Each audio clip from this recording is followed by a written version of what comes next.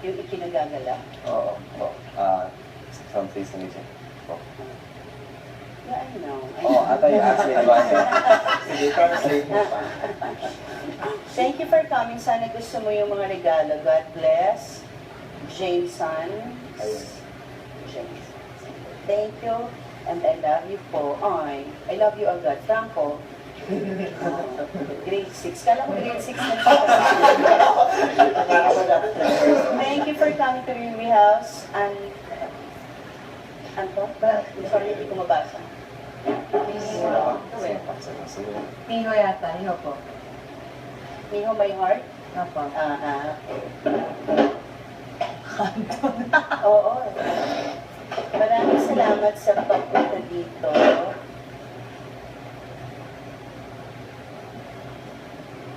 Really? Bailey. Ba't yung sulat yung parang pan-doktor? Yeah. Because what you do, yung names nyo, ginagawa nyo ng signature. Kaya ang hirap basahin. Mamaya pababasa ko sa yung signature ko, ha? Thank you for coming. Hope you enjoy visiting the PV House. Ano to? Ilon. Ayun. Okay. Sana hindi ito ang huling pagkikita natin. Natin. 11. Natin, 11. Bisaya. Okay. Sana po kayo nasiyahan sa amin doon. Oh, malinaw sa'yo doon eh. Thank you so much and God bless, housemates. Sana enjoy with people. Okay.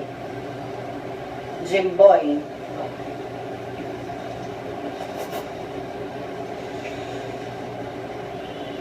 Roger.